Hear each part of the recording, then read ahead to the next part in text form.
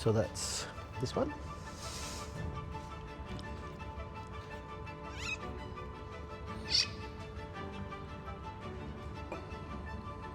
It seems like yesterday I was filling these casks in some ways, and then all of a sudden they're 7 years old. Wow.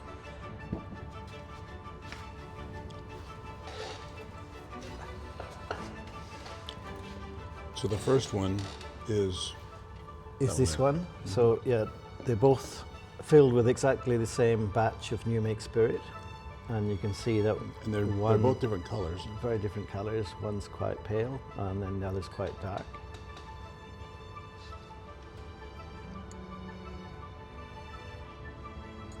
Yeah, the one on the right here, and they're both the same age. Exactly the same age. So filled the same day, taken out of cask the same day. Same batch of new make spirit that went in. So the only difference is the casks. They've sat beside each other all throughout the 7 years. So they've been able to talk. They've been able to talk.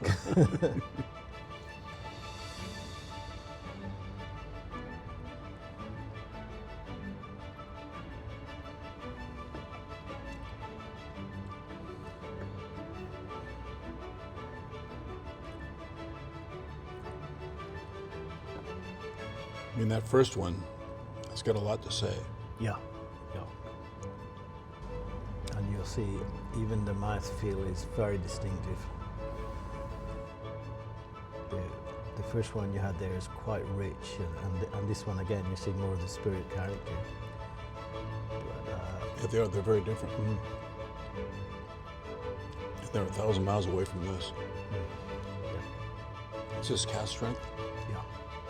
So what is this? They're about 61%. Right. 61. And for you Americans out there, that's 122 proof. You can get the alcohol, but with a lot of Tria Prima whiskies, and I think it goes back to the slow distillation, I don't get any burning sensation going down my throat. Yeah, for 120 proof, most people never even try something at 100 at that proof.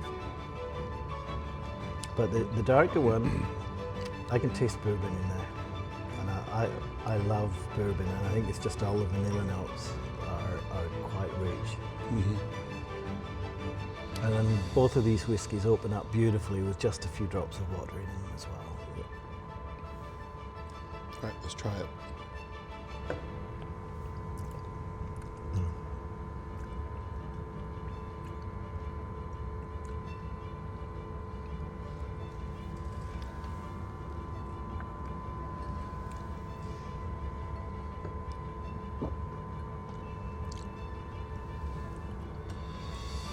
Yeah, you're right. Yeah, that ABV, put a little water in there, and it slows the speed down a little bit. Yeah. It's like going from 120 miles an hour to 100. Yeah. When you get down to 60, it feels like you're standing still. Little motorcycle law jargon for you.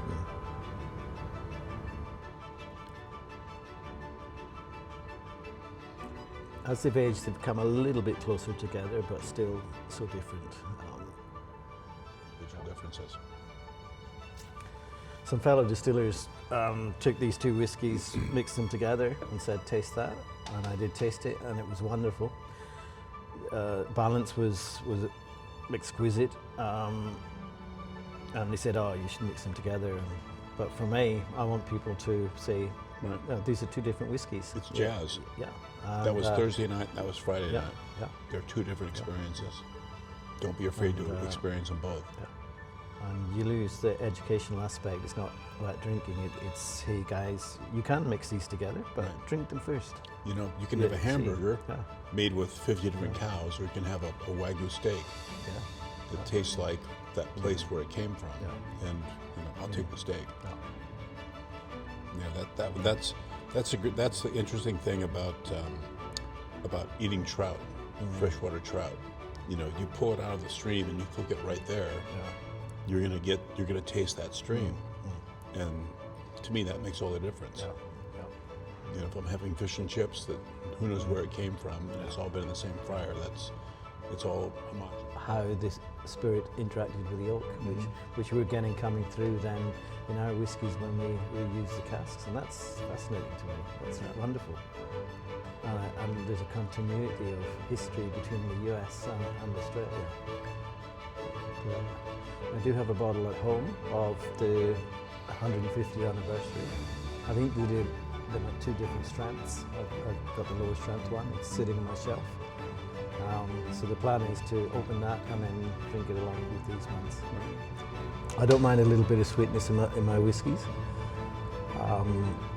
It can become dominant, but just that little bit in there is to me something wonderful. That's the corn. Yeah. It's interesting with our new make because when you smell it, it smells a little bit sweet, and when you taste it tastes a little bit of sweet. But because sugars are non-volatile, it's impossible to get them coming across. And that made me think during the early part of my journey, well, are we getting non-fermentable sugars coming across? But I've been told that's impossible. And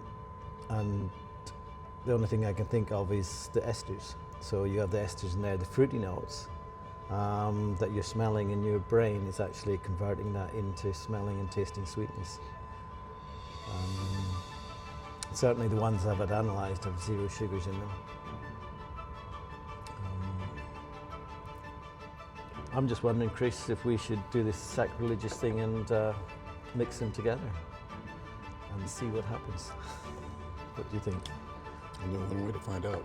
All right, Have a different glass. I have a third glass here.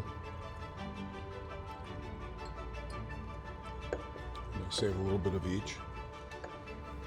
All right. This is America and Australia. Yes. A bit of a mixing pot. Yes. A lot of different cultures mixed together. I think the mixture together is sublime. It makes it more smooth. The flavours are not so contrasting. They sort of come together, and it gives a more mellow whiskey, I think, when you mix them.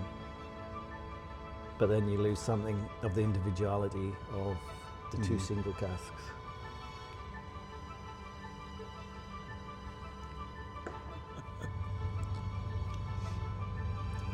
Yeah, for me individually, you've got that sort of roughness.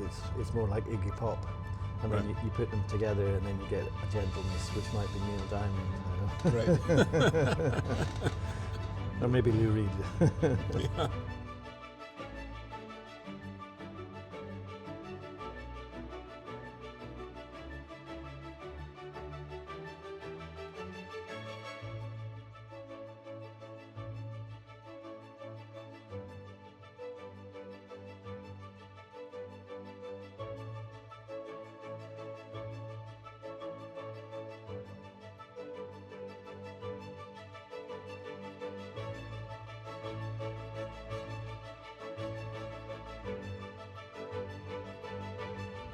Turn the bottom.